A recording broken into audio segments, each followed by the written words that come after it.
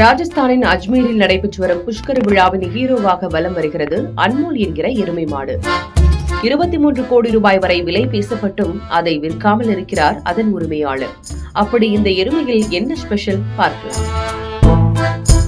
ராஜஸ்தானின் புஷ்கர விழாவின் போது அங்குள்ள சந்தையில் கால்நடைகளை மக்கள் ஏலமிடுவது வழக்கம். இங்கு குதிரைகள் எல்லாம் கோடி ரூபாய் வரை ஏலமிடப்படும் என்று சொல்லப்படுகிறது. ஆனால் அந்த குதிரைகள் மற்ற விலங்குகளை எல்லாம் விட இந்த அன்மோலை பார்க்கத்தான் கூட்டம் கூடுகிறதா.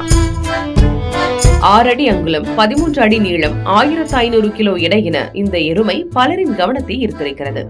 முராயனத்தைச் சேர்ந்த இந்த எருமையின் உரிமையாளர் பெயர் ஜக்தர் சிங். தற்போது 8 வயதாகும் அன்மோலுக்கு ஒரு நாள் தீனி செலவு 2000 ரூபாய் ஆகிறதாம். முந்திரி பருப்பு, பாதாம், வாழைப்பழம், சோயா, சோளம் என போஷாக்கான உணவே எருமைக்கு உணவாக வழங்கப்படுகிறது. ஒவ்வொரு ஆண்டும் தன்னுடைய அன்மோலை புஷ்கர் சந்தைக்கு கூட்டி வருவதை வழக்கமாக வைத்திருக்கிறார் அதன் உரிமையாளர் ஜக்தர் சிங். 23 கோடி ரூபாய் வரை இந்த எருமைக்கு விலை பேசிவிட்டார்கள்.